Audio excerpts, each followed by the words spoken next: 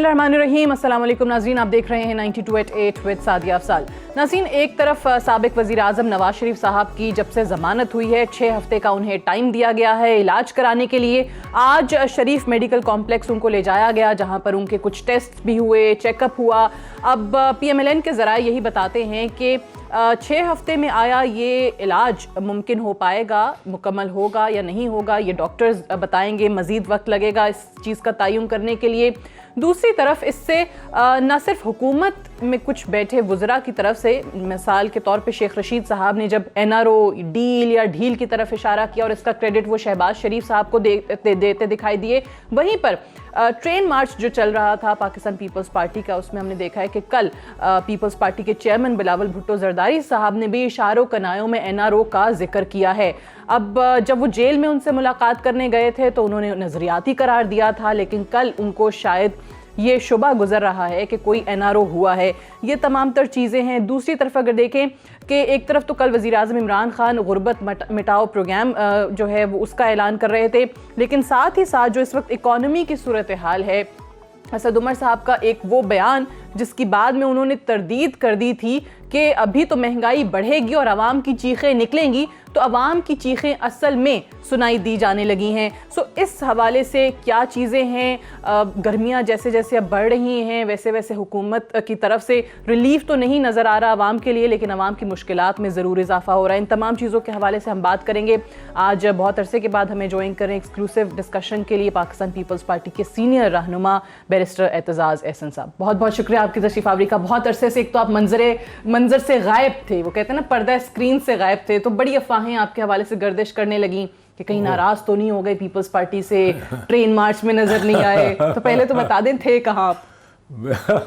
भाई सारे ही डॉक्टरों के पास जा रहे हैं। आप भी गए थे? तो मेरे डॉक्टर भी कहते हैं बस अब स्लो डाउन हो जाओ, जिंदगी सारी तकरीबन बहुत सियासत और मीडिया कर लिया, 2 सदी हो गई है जिंदगी में। मुझे कहते हैं तुम फास्ट लेन में ही चलते जाओगे।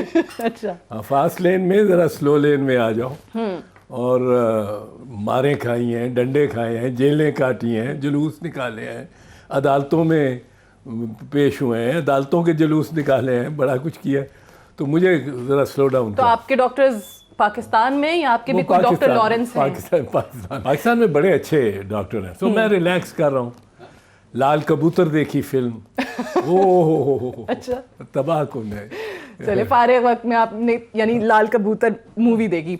मुझे बताइए कि अब जाहिर है जो चीज़ें चल रही हैं, आप आकर उस तरह से तबसरा या हम जो हैं वो महरूम रह गए आपकी राय से, लेकिन अदरवाइज़ ये चीज़ें तमाम आपके सामने हो रही हैं। नवाज शरीफ साहब की ज़मानत हो गई, कल बिलावल साहब को भी ये खदशा गुजरा, जो जेल में जब मुलाकात की थी उन्होंने नज़रियाती करार दिया कि अब वो ना डील चाहते हैं ना ढील चाहते हैं, उनकी बातों से ऐसा नहीं लग रहा। क्या वजह हुई कि बिलावल साहब को यकायक लगने लगा कि कोई NRO हुआ है? देखिए,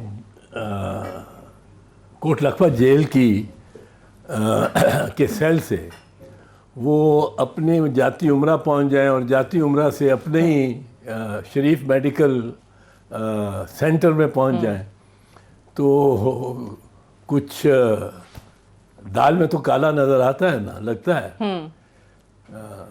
और सारे लोग, सब लोग ये कह रहे हैं, ये बड़ा एक कॉमन मैंने महसूस किया। ऑल्दो मैं समझता हूँ कि अगर खोसा साहब ने रियायत दी है तो रियायत दी है, कोई किसी मंसूबे का हिस्सा वो नहीं बने। अच्छा, पर रियायत तो उन्होंने ज़रूर दी है। और रियायत ऐसी बेमिसाल सुनता हूँ, मैंने भी डिस्कवर नहीं किया कि जय ललिता को कोई इस किस्म का होता। ये है कि अगर आपका इलाज होना हो ना, ये होता है, ये आपका इलाज होना है, आपका जेल में इलाज नहीं हो सकता तो आपको रिहाई नहीं मिलती। अगर खासकर आप मुजरिम अस्पताल ले जाएंगे आपको अस्पताल ले जाके 2 कमरे, 3 कमरे, 6 कमरे, एक पूरा विंग दे दो। पर उसको सब जेल डिक्लेयर कर दिया जाता है। सजा मुअत्तल हो गई ना 6 हफ्तों के लिए, सजाई सस्पेंड हो गई। सजाई सस्पेंड हो गई, ये नहीं होता इलाज के लिए। ये पाकिस्तान में इस तरह की कभी कोई नज़ीर मिलती है? मुझे तो नहीं। और मैं आपको बताऊं, ख्वाजा हारिस एक बड़े सीनियर और फौजदारी के बड़े बहुत अच्छे वकील हैं। अगर कोई नज़ीर होती उन्होंने पेश की होती। और सरदार आसिफ सईद खोसा साहब जी फौजदारी के probably the leading mind in this country. अभी एक फैसला उन्होंने दिया जिससे मुझे ज़रा इख्तलाफ है, वो ये बहस की बात नहीं, पर he is the leading mind on criminology and criminal law. अगर कोई नज़ीर होती उन्होंने उसका हवाला दिया होता। मेरी निगाह में कोई नज़ीर इसकी नहीं है कि आप कैदी को इलाज के लिए कॉन्विक्ट को रिहा कर दें और उसको कहें कि आप जो खैर वो तो फिर जिस जगह से चाहे या जिस डॉक्टर से चाहे इलाज करवा सकता है। ठीक है, बट चले रिहाई मिली मियाँ साहब को, अच्छी बात है, उनके ख़ानदान वालों को मुबारक, उनके वर्कर्स को मुबारक। लेकिन वो रिलीफ जो मिला है उसकी वजह जो है, मुहर्रिकात, वो अभी तक लोगों को समझ नहीं आ रहे।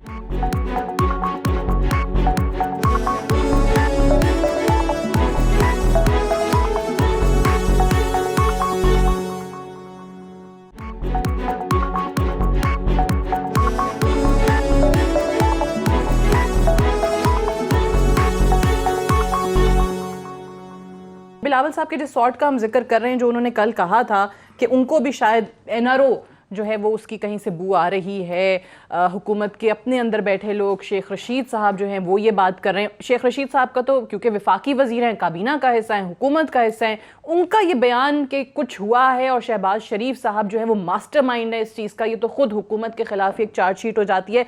बिलावल साहब ने क्या कहा था, ज़रा वो व्यूअर्स को दोबारा दिखाते हैं। खान साहब ने कहा मैं किसी को एनआरओ नहीं दूंगा। मैं मुबारकबाद देता हूं मियां नवाज शरीफ साहब को कि ह्यूमैनिटेरियन ग्राउंड्स पे वो अब अपना इलाज करवा रहा है। खान साहब ने कहा मैं एनआरओ नहीं दूंगा। मैं मुबारकबाद देता हूं शहबाज शरीफ साहब को कि उसका नाम ECL से हट गया। यानी एतजाज साहब, सिर्फ नवाज शरीफ साहब को रिलीफ नहीं मिला, शहबाज शरीफ साहब का भी वो जो ECL से नाम खारिज किया गया है। मेरा एक मौक़िफ़ है, ब्रीफली अर्ज कर दूँ, कई दफ़ा कर चुका हूँ, आपके प्रोग्राम में भी कर चुका हूँ, कि पाकिस्तान की अदलिया जो है इसका रवैया नवाज शरीफ ख़ानदान पे नरम रहता है और ये हिस्टोरिकल, इसमें माजी की मिसालें दे सकता हूँ। 1993 में एक फ़ैसला आता है जब नवाज शरीफ की असेंबली डिज़ोल्व होती है। 97 में सज्जाद अली शाह साहब दूसरा फ़ैसला करते हैं जब बीबी की होती है डिज़ोल्व। ये पकड़े जाते हैं, इनके टेप रिकॉर्डिंग्स इनकी चलती हैं कि जजों को धमकियां दे रहे हैं, सुपीरियर जजेस को, और उनसे फैसला ज़बरदस्ती करवा रहे हैं। वो 3 जज फारिग हो जाते हैं, 3 जज, एक सुप्रीम कोर्ट का और 2 हाई कोर्ट के सीनियर जजेस फारिग हो जाते हैं। इनको कोई पूछता नहीं जिनके पास। हुदैबिया पेपर मिल्स में इनको ये एक बन जा असूल वज़ा कर दिया गया है कि फौजदारी मुकदमा भी ज़ायदुल मियाद हो सकता है। ये नहीं हो सकता, आप रेप करें, आप कत्ल करें, 20 साल बाद पकड़े जाएं, आपका ट्रायल होगा। इनके लिए इन्होंने नज़रसानी की दरख्वास्त करनी थी, जो इनको कन्विक्शन हुई थी हेलीकॉप्टर केस में। 10 साल की रियायत दी सुप्रीम कोर्ट ने, जो 30 दिन के से 31 दिन हो जाए तो दफ्तर वापस कर देता है। तो इनके लिए मुझे अच्छी तरह याद है, आपने मेरे पिछले प्रोग्राम में एक वर्ड यूज़ किया था, एक टर्म यूज़ की थी, इंस्टीट्यूशनल सिंपैथी, जो कि हमेशा इनके लिए रही इनके है। लिए अब देखिए, आसिफ जरदारी साहब हैं, 9 जमा 2 साल 11 साल जेल में रहे। किसी ने उनकी ज़बान काटी गई वहाँ, किसी ने नहीं उनको, कोई जज नहीं, कोई जुडिशरी का परवाना वहाँ नहीं पहुँचा, कोई कुछ नहीं हुआ। बीबी शहीद 5 साल जेल, खातून के तौर पे 5 साल जेल, कोई परवाना नहीं पहुँचा। अब बेनज़ीर शहीद के लिए तो होना चाहिए था। आसिफ को अगर आप इग्नोर भी कर लें, और 2 जिस तरह की जेल आसिफ ने काटी है, तो ये एक इंस्टीट्यूशनल एक सिंपथी माइंडसेट है कोई इनके ऊपर, और ये बदनीयत यानी वो नहीं जो है। आप कहते होते थे सिस्टम के लाडले, ये आज भी हैं, यानी आपकी नज़र में सिस्टम के लाडले। अब देखें, शहबाज शरीफ जेल में है, नैब की कस्टडी में है, और नैब को तलब करके पीएसी के चेयरमैन बैठ के और तलब करके और कर रहे हैं। और फिर ये जब जीटी रोड पे जो निकले हैं, जब नवाज शरीफ साहब जी धुआंधार थे, अब नवाज शरीफ साहब ठंडे हैं। सही।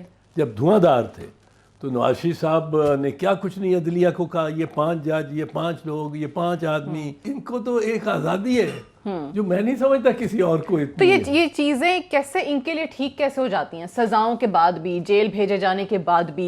ये इस दफा क्या स्ट्रैटेजी आपको लगता है? वो जो खामोशी हो गई ट्विटर पे, मरियम बीबी खामोश हो गई, नवाज शरीफ साहब खामोश हो गए, वो तो खैर वैसे ही जेल चले गए। शहबाज शरीफ साहब की एक और स्ट्रैटेजी है, वो चीज़ें बना के और सलाम दुआ रखने वाले इंसान है। आपको लगता है कि वही मास्टरमाइंड थे इस एनआरओ या डील, जो भी आप इसको नाम दें, जो भी हुआ है? नहीं, शहबाज शरीफ को मैं कोई इस तरह का मास्टर माइंड इस तरह नहीं समझता हूँ। मैं नहीं समझता उसने कोई राब्ते काम क्या कर रखे हैं और ये वो। नवाज शरीफ की अपनी ये जो अगर डील हुई है और कोई एनआरओ हुआ है तो वो नवाज शरीफ की अपनी। अच्छा, आप कह रहे हैं अगर, आपको नहीं लगता अभी तक? आपकी मैं ज़ाती राय जानना चाहती हूँ, कुछ हुआ है या नहीं हुआ? लगता तो है लगता है। पर आप इतना तजर्बा रखते हैं, आपने इनकी सियासत भी बहुत अरसे देखी है। उसका नामा बर लगता है, दिल ना माने पर लगता है। लेकिन इसमें तो मुझे लगता है आपका दिल मान भी रहा है। लेकिन देखिए, हम हमेशा बात करते हैं, चले इस केस में जो भी हुआ 6 हफ्ते बाद जो होगा वो भी वक्त बता देगा। लेकिन अगर इस टाइम भी आप देखें, जेल में क्या ऐसे सज़ा काटते हुए लोग नहीं हैं, ऐसे प्रिजनर्स नहीं हैं जो इनसे भी ज़्यादा बीमार होंगे? उनका जुर्म भी शायद इनसे छोटा होगा। इनका तो वो जो जेल के औकात थे, उसके बाद वो फैक्स के through, what do you call it, रोपकार, वो चला जाता है। कितने प्रिजनर्स की इस तरीके से रोपकार वो फैक्स के थ्रू जा रहा है? उनको तो कहा जाता है जी कल का इंतज़ार करें, सुबह का इंतज़ार करें, वो तो हफ्ते वैसे ही जेल से बाहर आने में लग जाते हैं उनके लिए। तो ये दोहरा निज़ाम नहीं है? बिल्कुल दोहरा है, बिल्कुल दोहरा। ये तो बड़े, ये मैं तो आप के प्रोग्राम में पहले भी कह चुका हूँ, कईयों में कह चुका हूँ, ये इस निज़ाम के लाडले हैं। इनके साथ अगर निज़ाम कुछ बाजू इनका पकड़ भी ले तो निज़ाम ही सोचता रहता है इनका बाजू किस तरह छोड़ा जाए। पकड़े गए हैं पर इनका बाजू किस तरह छोड़ा जाए। मैं आपको बता रहा हूँ, जजेस को सबवर्ट करके। क्यों मैं एक वाइडर एस्पेक्ट इसका देखें। हम हमेशा कहते हैं कि कोई भी इंडिस्पेंसिबल नहीं होता, सो ये क्यों निज़ाम के लिए इंडिस्पेंसिबल है?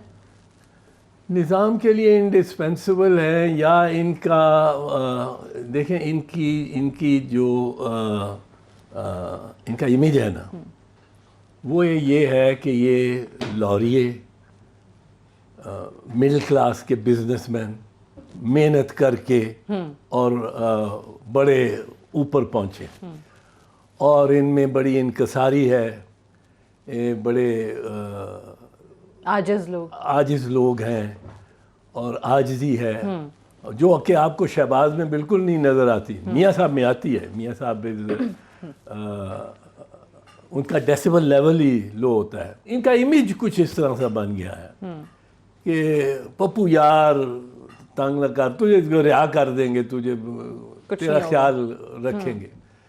और मुझे समझ नहीं आती।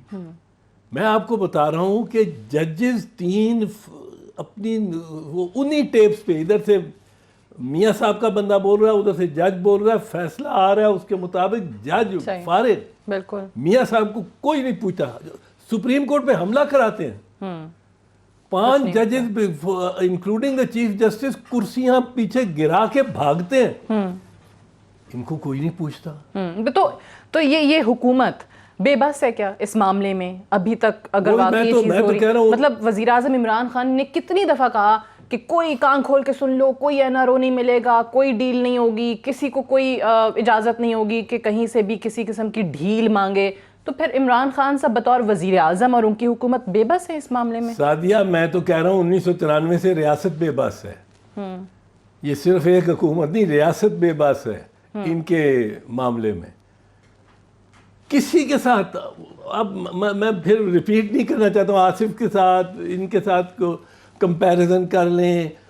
हमले हो गए सुप्रीम कोर्ट पे, जो बातें इन्होंने सुप्रीम कोर्ट को कही और एक ढील है जो कि मुस्तकिल है, जो कि इनको रियासत से मिलती है। सही, 2/3 अक्सरियत तो नहीं है इमरान खान साहब के पास, वो होती तो हालात शायद फ़र्क होते। ये रुकावट है उनके मुकम्मल बाइख्तियार होने की राह में इमरान के? हाँ, इमरान के राह में ये बहुत बड़ी रुकावट है। इस मामले में भी उसका असर आप देखते हैं? हाँ, इस हर मामले में। अगर इमरान के पास 2/3 मेजॉरिटी होती तो मदनी क्या कर गया होता, मेरा ख्याल है वो भी एक आज़ाद बगोला होता। वो तो रिस्ट्रेंट है उस पे किसी कदर, पर वो जो इमरान जो कह रहे हैं कि जी NRO नहीं होगा, NRO नहीं होगा, रियासत अपने रवैये से हुकूमत से ज़रा मुख्तलिफ चल रही है। ठीक है, यहाँ पे भी हालांकि हम हमेशा कहते थे सब एक पेज पे आ गए हैं जी इमरान खान साहब के वज़ीर आज़म की कुर्सी पे आने के बाद, अभी भी ऐसा नहीं है?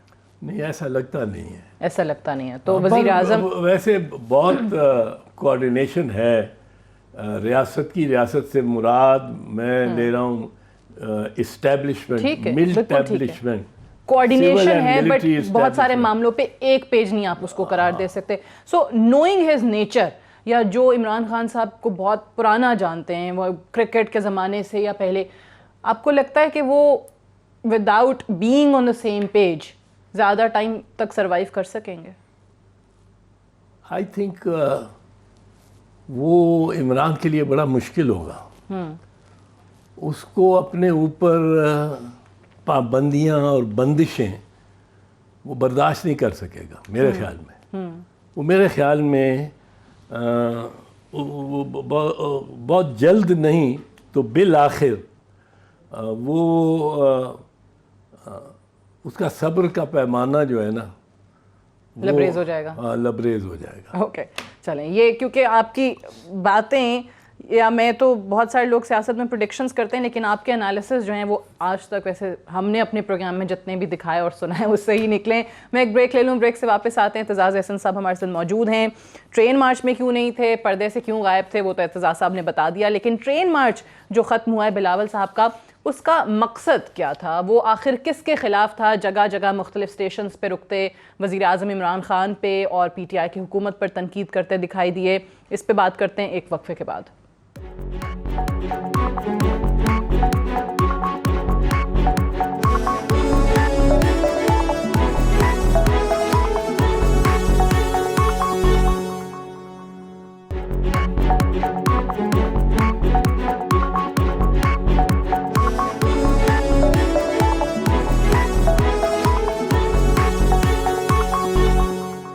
Welcome back. प्रोग्राम में एक बार फिर से खुशामदीद। प्रोग्राम में आज हम बात करें बैरिस्टर एतजाज़ एहसन साहब से।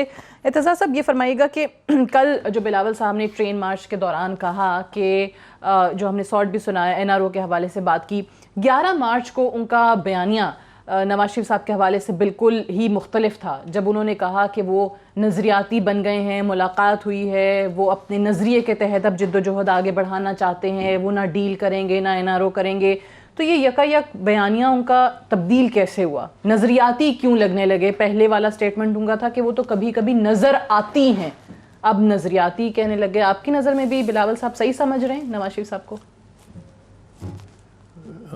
सादिया, मेरे ख्याल में चेयरमैन बिलावल के कोट लखपत जाके और नवाज शरीफ के मिलने से, और इसके लिए यकीनन मैंने अभी बात नहीं की, but I will try to find out, इसके लिए यकीनन इशारा मिला होगा नून लीग से कि आए मिल जाएं। अच्छा, खुद क्योंकि उन्होंने फ़ायदा, नून लीग ने फ़ायदा उठाया। उन्होंने कहा देखो, हम रियासत को कहा कि ये हम तो पीपल्स पार्टी के साथ मिल चले हैं, सही, आप हमारे लिए।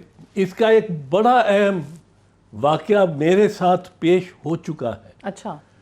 और मैं इस वक्त वो सुनाना नहीं चाहता, वो बड़ा इमोशनल, बहुत अहम वाक़या। नहीं, हम सुनना चाहेंगे अगर आप चाहें तो। वो मतलब है कि उसको किस तरह बयान किया जा सकता है वो मैं करूँगा, पर ये ईयर 2000 में जब मैं इनका वकील था जी। उस वक्त की बात है। और इतना कह दूं कि उन्होंने मुझे वकील करके और साथ मुशर्रफ को ये इम्प्रेशन देना शुरू कर दिया कि पीपल्स पार्टी बीबी और हम एक हो रहे हैं, ठीक है, ओके, और हमारी स्ट्रेंथ बढ़ गई है। और वो मुशर्रफ ने उस घबराहट में 10 साल के लिए इनको बाहर जाने भी दिया। ठीक ठीक। तो ये उन्होंने एक प्रेशर टैक्टिक के तौर पे, तो आपको लग रहा है कि बिलावल साहब ने खुद इनिशिएटिव नहीं लिया होगा, वहां से कहीं पैगाम जरूर पहुंचा उनका बहुत फायदा नून लीग ने और मियां साहब ने ले लिया। वो पहुंच गए। जाना चाहिए था बिलावल साहब को आपकी नजर में? नहीं, जाने का तो कोई अर्ज नहीं, मैं अयादत के लिए गए, बट उसके बाद उनको उस मुलाकात के बाद बड़ी सिंपैथी होती है। बड़ी अच्छी बात है, अयादत तो बड़ा अच्छा जेस्चर था। और मैं समझता हूँ कि जो रिहा भी हो तो उस पर सबको खुश होना चाहिए। अयादत का जेस्चर तो अच्छा था एतजाज साहब, लेकिन वहां से बाहर निकल के उन्होंने कहा कि मियां साहब नजरियाती हो गए हैं। ये मियां साहब ने, ये मैं जब कभी वो कहानी बताऊंगा ना 2000 वाली जी, तो फिर कौम को पता लगेगा कि ये क्या, किस तरह, किस अंदाज तो ये से। वाली कहानियां वैसे आपको सबसे पहले तो चेयरमैन साहब को बतानी चाहिए, जिनको वो नजरियाती लगने लग गए कि मुलाकात के बाद। चेयरमैन को बताऊंगा, चेयरमैन को तो मैं बताऊंगा। नजरियाती नहीं है आपकी नजर में? कभी भी नहीं आपने कहा कि वो नजरिया नहीं इनका कोई हो सकता है? नहीं। अच्छा, एक और चीज़, पीपल्स पार्टी जब हमेशा कहते हैं हम पंजाब में खुसूसी तौर पे कि जो नुकसान सियासी तौर पे उठाया, अब क्या बिलावल साहब के इस किस्म के बयानात से PMLN से वो जो भाईचारा बढ़ता नज़र आ रहा है, मियाँ साहब के लिए इतनी ज़्यादा तारीफ़ में कह देना कि अब वो नज़रियाती हो गए हैं, सियासी जद्दोजहद नज़रिए की बुनियाद पे कर रहे हैं, ना डील करेंगे, ना डील करें होगी, ना कोई एनआर होगा, ये पीपल्स पार्टी को और नुकसान नहीं पहुँचाएगा? इससे तो PMLN का सियासी फ़ायदा है। पंजाब में तो इससे PMLN को फ़ायदा होता है, और PMLN की जानिब से ये तजवीज़ अगर गई है कि चेयरमैन बिलावल विज़िट कर लें, तो वो इसी पैराइन में उसको देखा जा सकता है। PMLN का तो इससे बहुत फ़ायदा पंजाब में। ओके, अब बिलावल साहब का जो ट्रेन मार्च हुआ, इसका क्या मकसद था और क्या ऑब्जेक्टिव हासिल किया? अपने सूबे में जहां हुकूमत है, अपनी इंतज़ामिया के अंडर लाड़काना जाना था, व्हाट डिड ही अचीव? इसको एक पर्सपेक्टिव में देखना ज़रूरी है। पहले तो ये है कि इसमें कि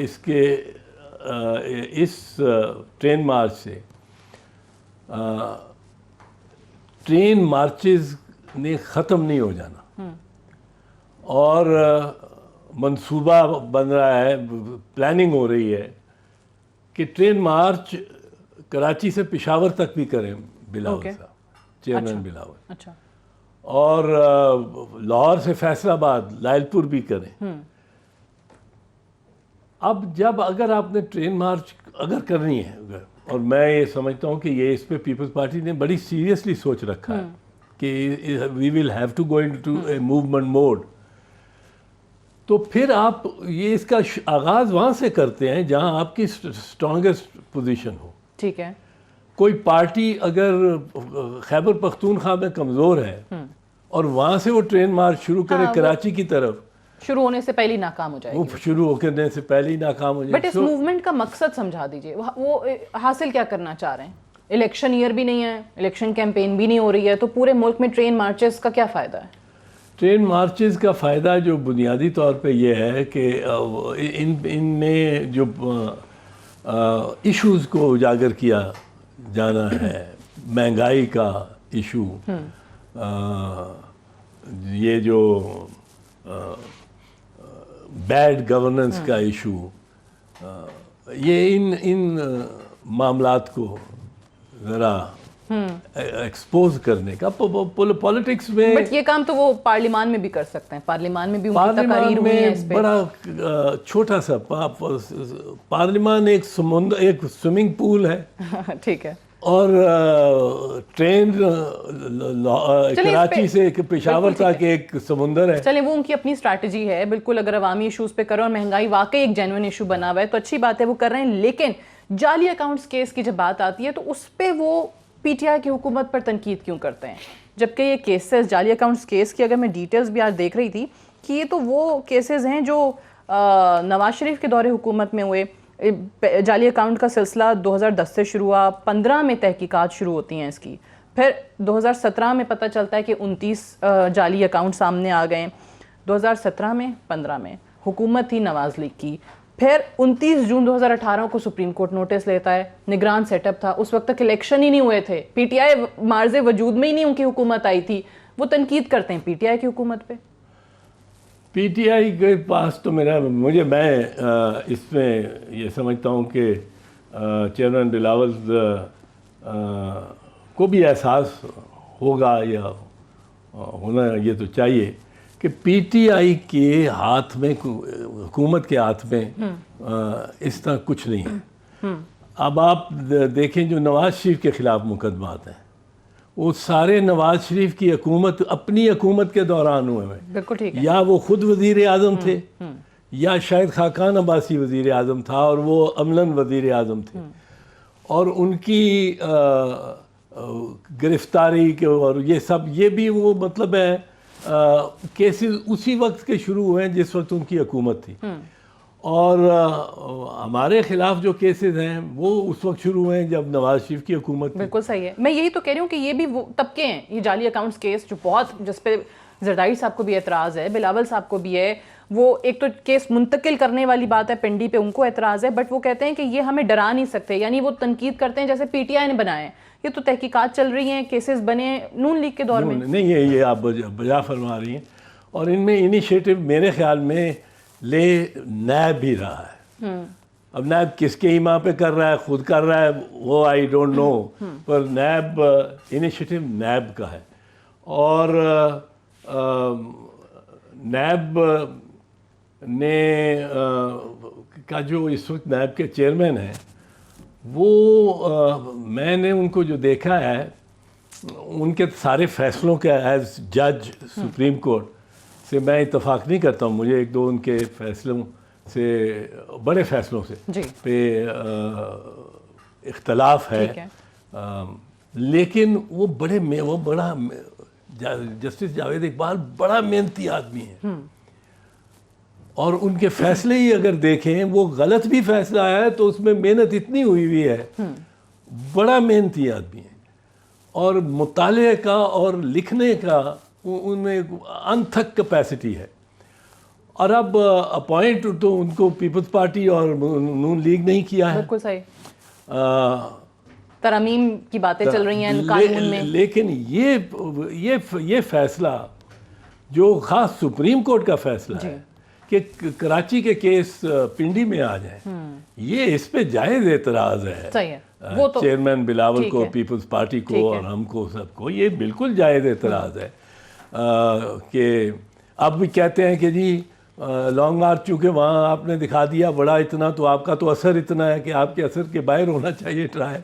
ये तो बातें दुरुस्त नहीं है, कानून में गुंजाइश नहीं, कानून में गुंजाइश नहीं है। मैं एक ब्रेक ले लूँ, ब्रेक से वापस आते हैं तो नैब के हवाले से, क्योंकि हमने अभी बात की है। कल नैब का जो एक इख्तियार है किसी भी मुल्जिम को ठोस शवाहिद होने पे पेशगी इतला के बग़ैर गिरफ्तार कर लेना किसी भी मुल्जिम को, उस पर ख़ुद सुप्रीम कोर्ट के रिमार्क्स आए हैं कि किसी को भी पहले इन्फॉर्म करने की इतला देने की ज़रूरत नहीं है। तो उस कानून की एक बार फिर से तशरीह जो है वो सुप्रीम कोर्ट ने की है।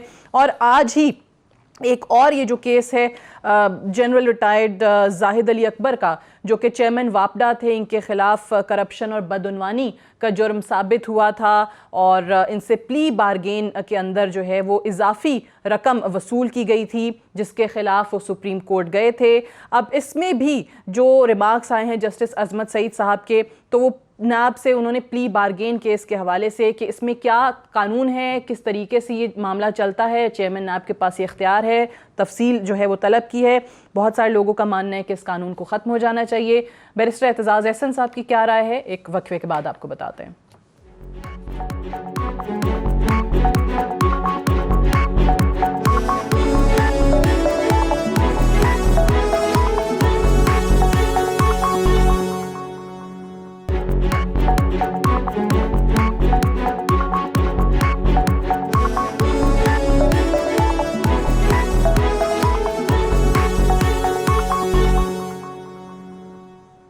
Welcome back. प्रोग्राम में एक बार फिर से खुशामदीद। एतजाज़ साहब, ये फरमाइएगा कि नाब कवानीन में तब्दीली तरमीम की बात अब हुकूमत भी कर रही है। बैरिस्टर फ़रोग़ नसीम साहब ने कहा कि हम आमादा हैं और हम जो हैं वो तरमीम जो है तजवीज़ करेंगे। कोई भी खुश नहीं है नाब से, लगता यही है बज़ाहिर। ऐसी कौन सी तरमीम हैं इस कानून में जो आपकी नज़र में तब्दील हो जानी चाहिए या जिनको ख़त्म कर देना चाहिए? इसमें एक तो ये जो नैब की इंतज़ामिया है वो एग्जेक्टिव फंक्शंस परफॉर्म करती है, पर उसको बहुत ज़्यादा इख्तियारात और स्वाबदीद दी गई है। ठीक है।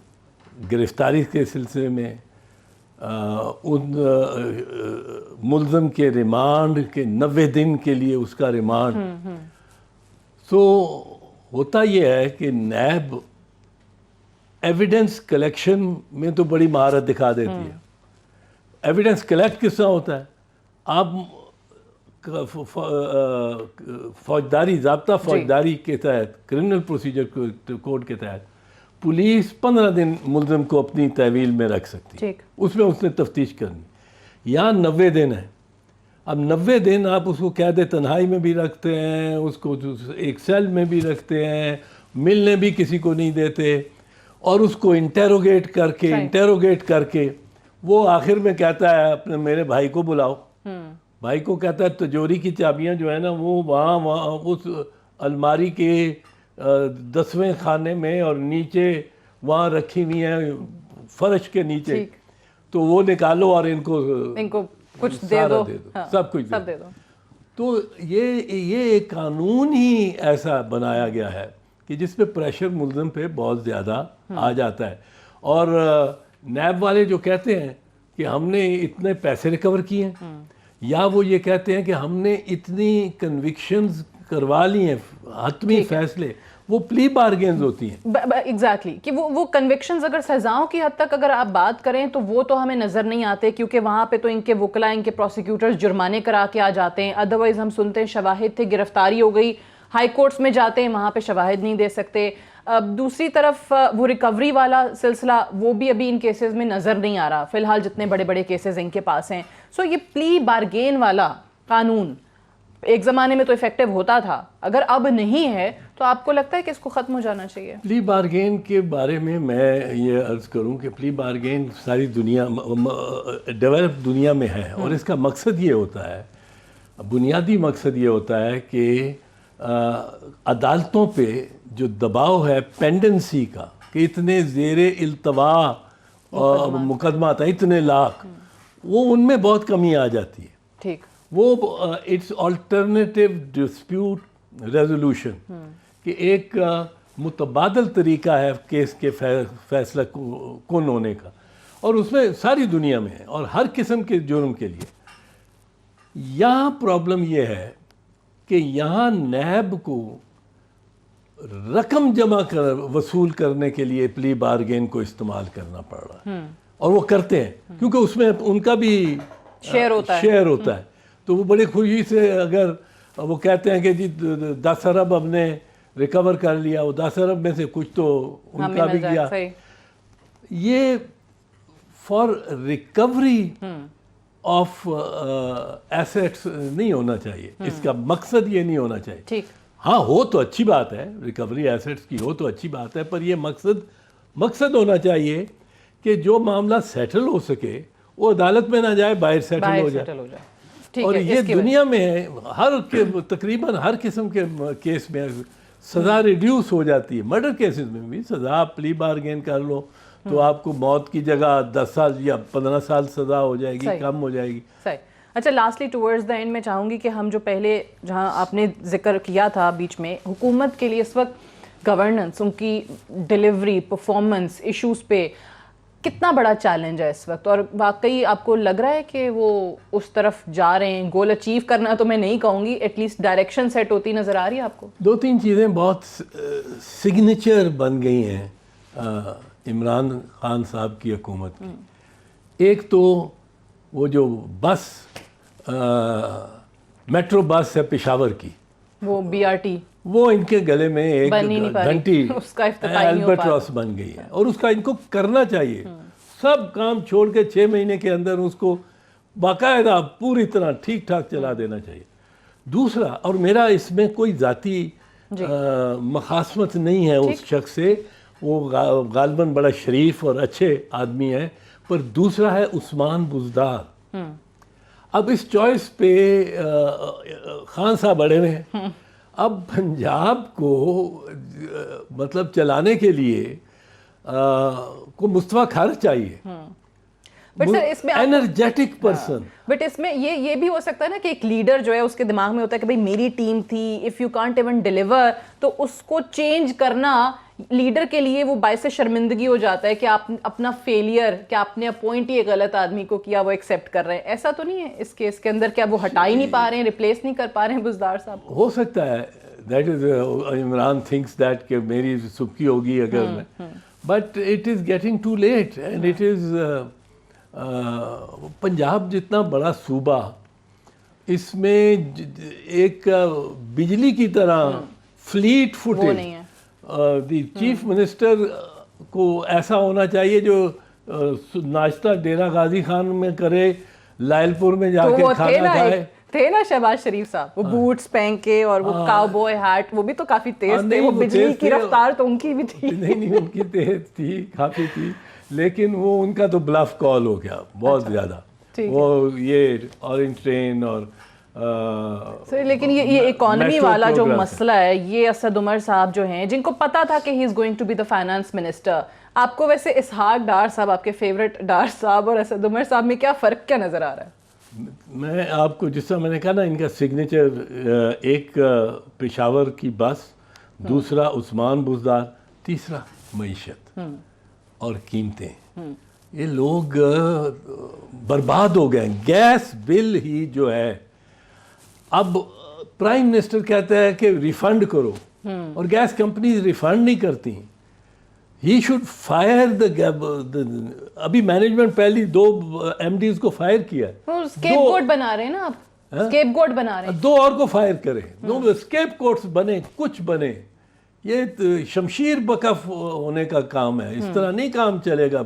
फिर वो कहते हैं ब्यूरोक्रेसी मेरा साथ नहीं देती। ब्यूरोक्रेसी तो अभी तक शरीफ खानदान की है। ठीक है।